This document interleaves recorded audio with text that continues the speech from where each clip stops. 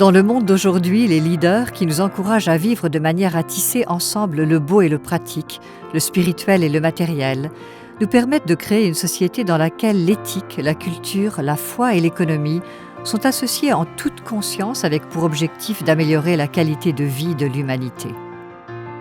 En 1957, dans son testament, Sir Sultan Mohammed Shah désigna pour lui succéder son petit-fils de 20 ans, qui devint ainsi le 49e imam héréditaire des musulmans ismaélis chiites. C'est à ce jeune âge que le prince Karim hérite de la responsabilité en tant qu'imam ou chef spirituel des quelques 15 millions de musulmans ismaélis vivant aujourd'hui à travers le monde. Mes responsabilités religieuses commencent aujourd'hui, s'engageait-il alors. Et c'est toujours le cas après plus de 60 ans. Il est un chef spirituel qui guide les décisions concrètes et matérielles, partant du principe que la foi fait partie intégrante du monde dans lequel nous vivons. Dans la tradition musulmane ismaélie, l'imam guide l'interprétation de la pratique de la foi, et avec elle la relation de la foi avec le monde dans lequel nous vivons, le monde dans lequel nous sommes.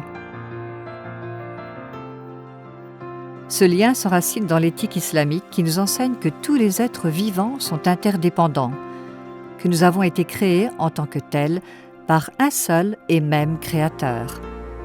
Imam depuis plus de 60 ans, Son Altesse travaille sans relâche à s'acquitter des responsabilités de l'imamat pour améliorer la qualité de vie et renforcer l'espoir et la dignité des sociétés les plus vulnérables.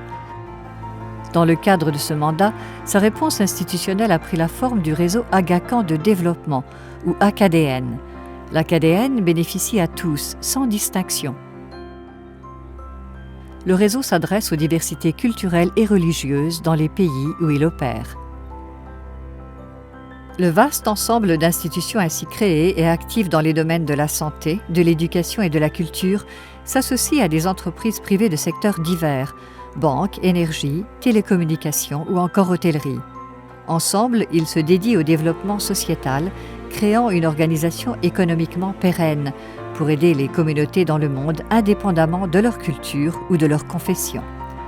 C'est là l'approche de Son Altesse pour allier la foi et la mise en pratique des principes musulmans dans le contexte d'un monde pluraliste.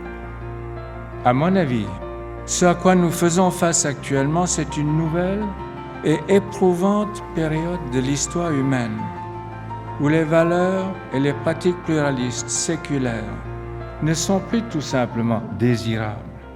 Elles sont devenues absolument essentielles, et pas seulement pour l'évolution future du monde, mais également pour notre survie même.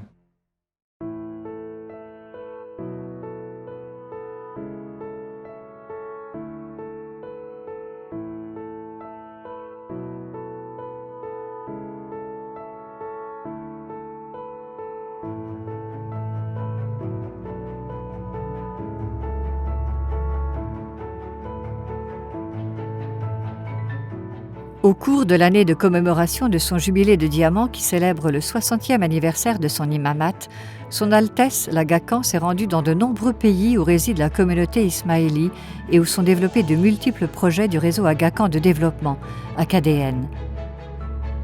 Pendant ces visites, l'Aga Khan a rencontré différents dirigeants des gouvernements, d'institutions de la société civile et d'organisations de développement. Il a également rencontré de hauts responsables d'autres agences partenaires de l'AKDN, des employés, des bénévoles et des bénéficiaires des différents projets mis en place, ainsi que des membres de la communauté ismaélie.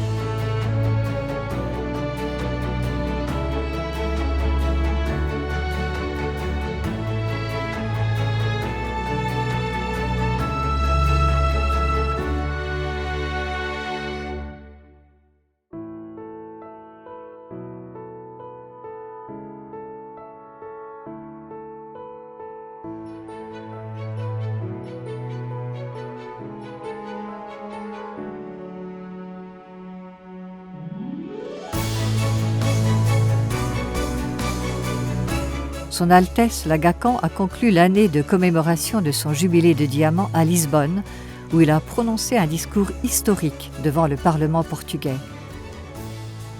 Plus de 40 000 personnes de la communauté ismaélie mondiale s'étaient rassemblées à Lisbonne pour participer à cette magnifique célébration.